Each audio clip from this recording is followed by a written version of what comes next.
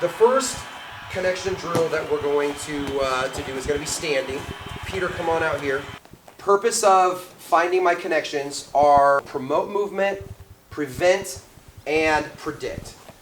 So I come in, and in this case, I'm looking for connections, and Peter's creating movement and, stripping grips and fighting to a certain extent, but really more just allowing me to play with and research my connections. So we begin.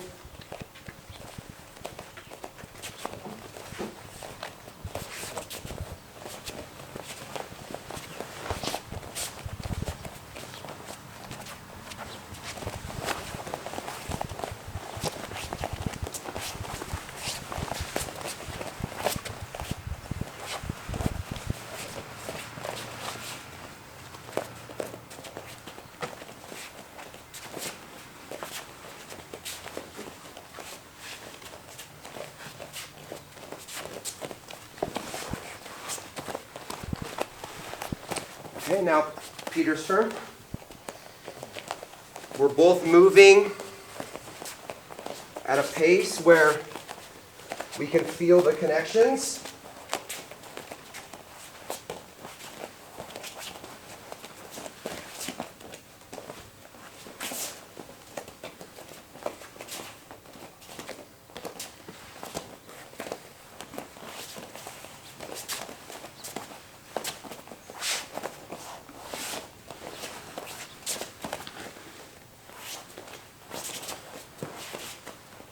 Okay, so one person finding those connections and exploiting them, preventing, promoting, and predicting movement. And then after a minute or so, I'll switch you, and then you can switch those roles. On 3. 1, 2, 3.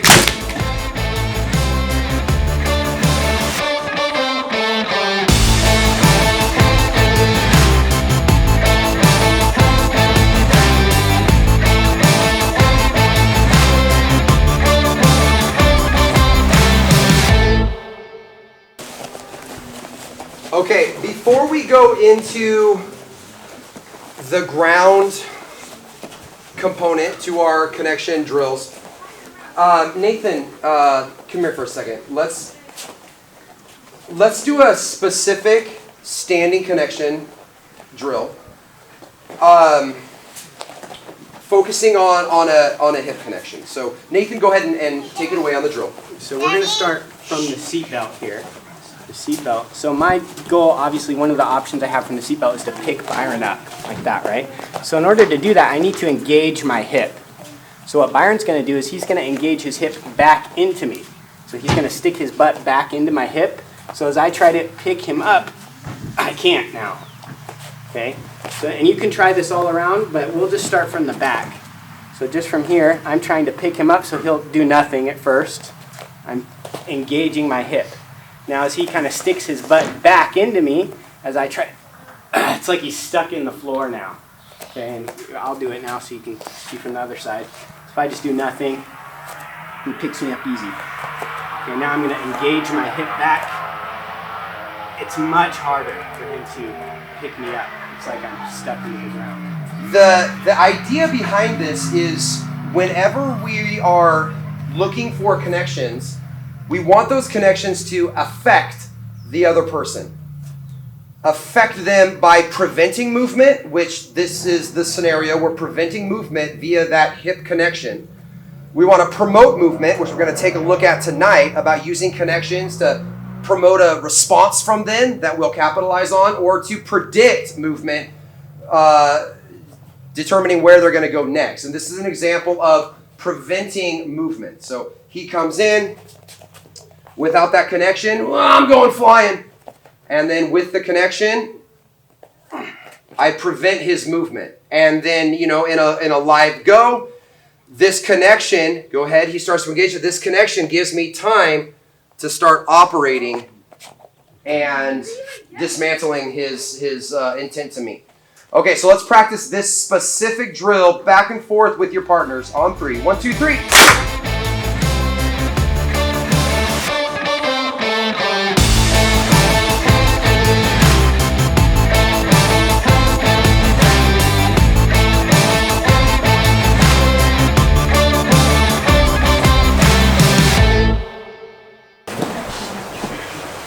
So the next drill that we're going to do, I'm going to let Peter explain this. As we do these live-based drills, I know these can be challenging because I'm not spoon-feeding you the technique anymore. I'm not telling you, okay, do this, this, this, and this, and then do it 10 times, and then let your partner go. I'm trying to help you guys become your own problem solvers through the fundamentals of Jiu Jitsu. And the first fundamental that we're looking at is connection. As we're doing these live drills, any connection that you get, we want it to affect the other person. And the more connections that can affect the other person, the better. We're going to take a look at the connections that he can make from the bottom position. So this would be side control bottom, mount bottom, north-south bottom, and then, but even guard. Any form of guard, closed or open. So Peter, take it away. Yeah, so go ahead, take side control on me. I'll start here. So again, I have all my limbs to connect with. My elbows are connecting into here. My hip does a whole lot by his hip here to move around. Coming in. Using both arms to push and pull as needed. My feet are pushing while my arms are pulling.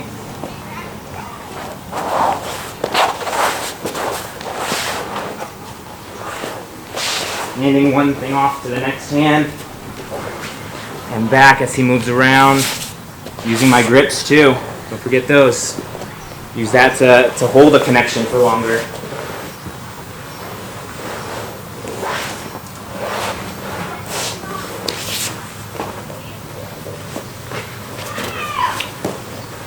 Knees.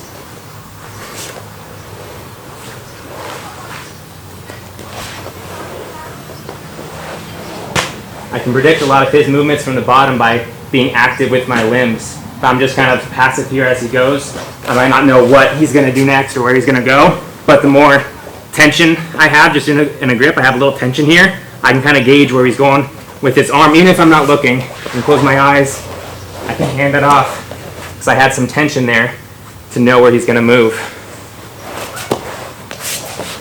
Even if I stand, I have tension here.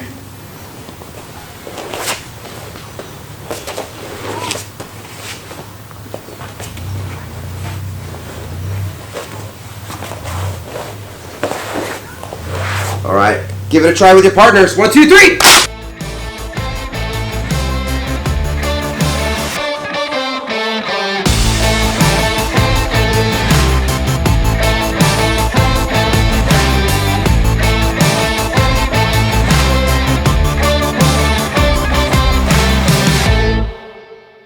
Looking good. So now a specific drill that'll be a circular drill. So top person, you'll remain as top person, and you're the one that's going to be, well, actually I take that back.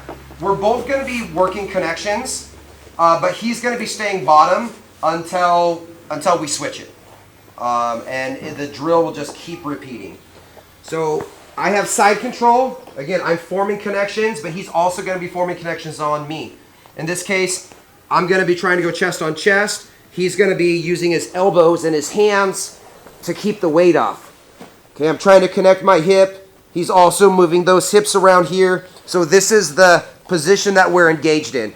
I'm connected here to this elbow because if I'm loose with this elbow, it gives him a chance to escape those hips. So we're going to kind of test this position right here. You know, how can he move to advance his position?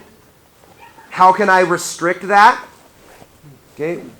How can he shut me down from attacking him in this position as I try to choke and find arms? And so we're sort of in this stalemate, really. So I'm going to form a different connection. I realize that nothing's working here. So I form a different connection by going knee on belly. I need to swap my connections out carefully. If I just do this, he fills that space pretty quick. Okay, so we don't want to do this to try to come up to knee on belly. I'm going to take my elbow connection, bring it to his body, and then bring my knee up. I'm posted out and I'm driving on those toes, and this foot's going to float here. And my connections that were up here, now those are no longer very beneficial because I'll be extending my arms and he can do all sorts of things. So my connections would then change to take care of his connection here that's kind of an issue for me? I'm promoting his movement, and I'm also predicting his movement. I'm expecting him to try to deal with his knee. And if he's not dealing with the knee, my connection is not strong enough. And that's why I said get off this foot. If I'm just like this here, there's no reason for him to go after this. Okay? Or he can push it off very easily, and it does me no good. So we want to create, a connection to affect him.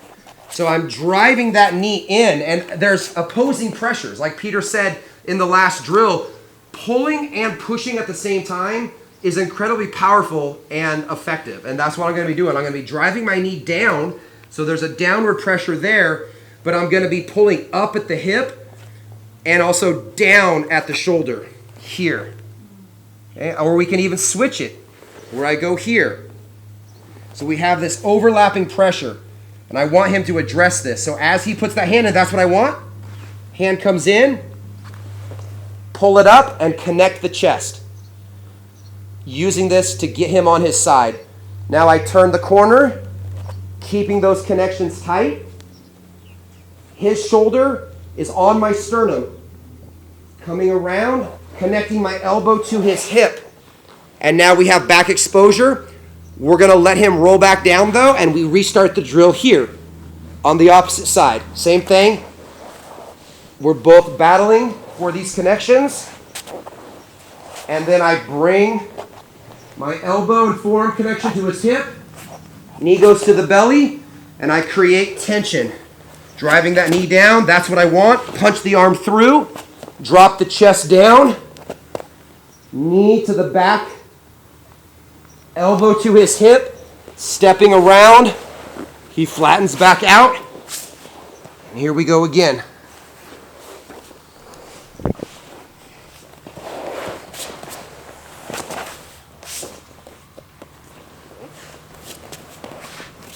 I'm starting to turn back towards him before he finishes his movement. I'm already anticipating where he's going.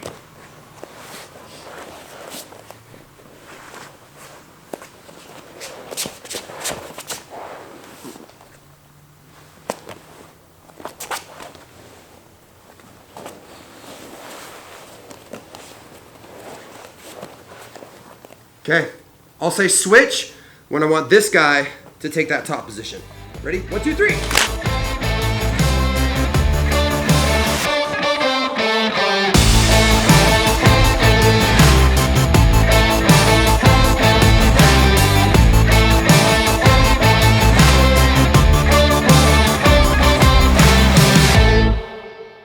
To this sequence, again,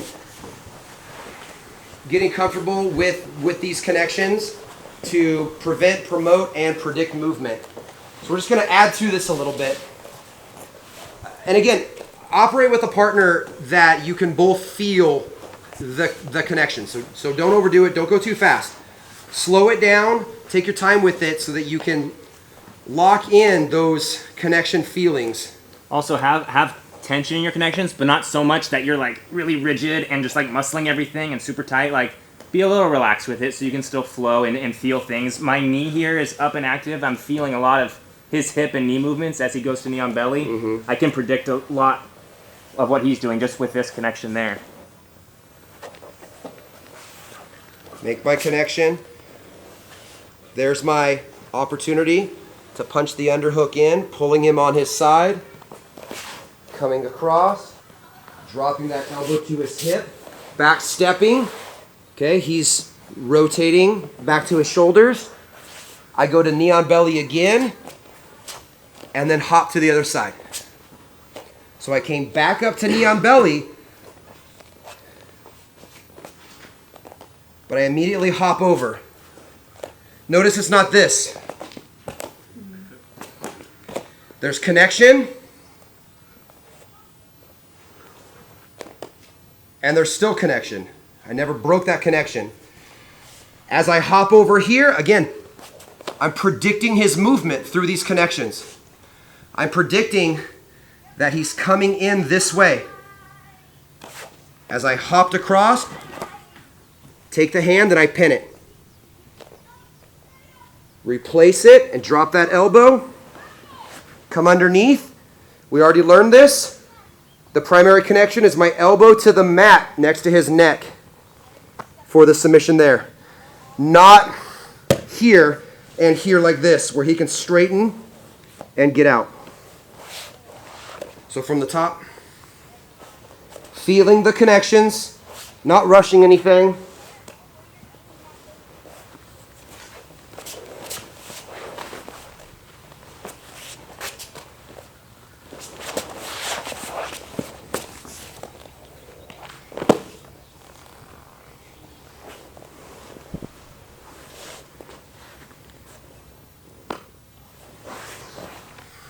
With your partners. 1, 2, 3.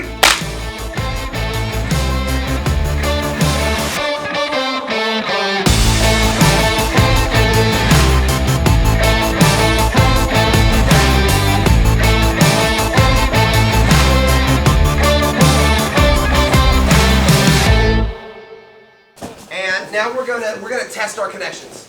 We're gonna see how well we've been studying this idea of connections and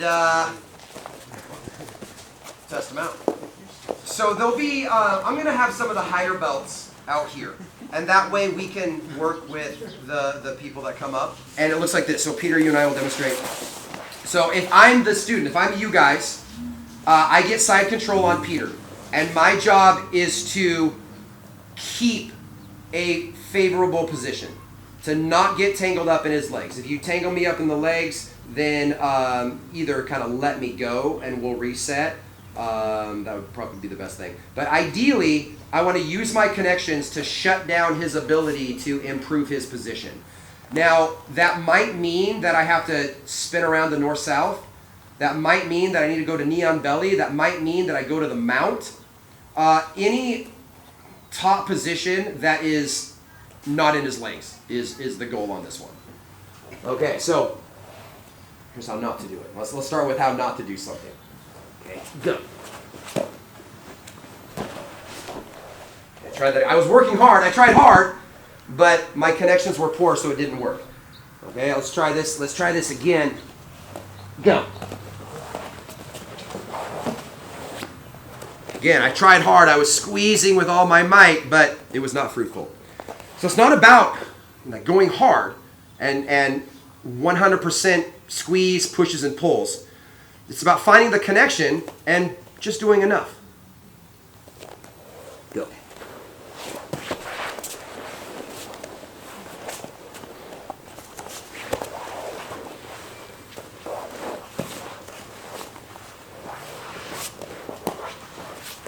Do you see how his knee almost got in? I was blocking him with the hip. His knee was almost coming in, but before it crossed that threshold, I was losing the connection here. I was losing it, so I changed the connection to my hip and formed a barricade there. Okay, go.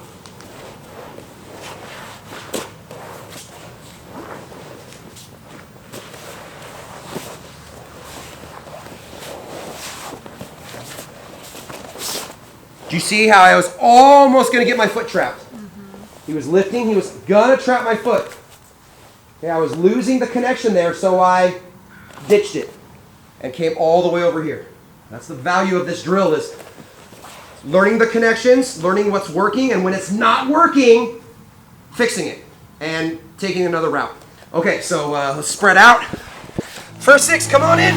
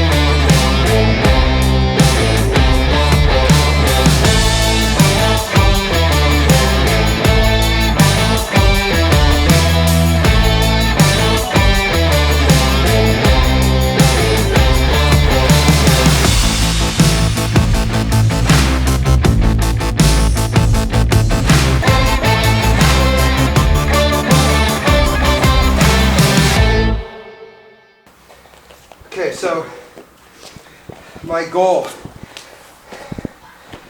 over these next several months really is a long-term project. And my overriding goal is to make us all able to solve our own problems in Jiu-Jitsu. Get to the point where you'll get guidance from those that are more experienced, but I don't want you to be spoon-fed techniques. I don't want you to think that you have to rely on somebody who's a higher belt or more experienced to tell you what to do. I want you to be able to figure out what to do based on the underlying principles of what makes Jiu-Jitsu work. And Socrates was kind of one of the first people that was known for this type of thinking, and it's called first principles thinking. And it's taking a problem and boiling it down to its fundamentals and then reasoning up from there. What are the fundamentals that make Jiu-Jitsu work and make it powerful? And then we build up from there. Let's bring it in, guys.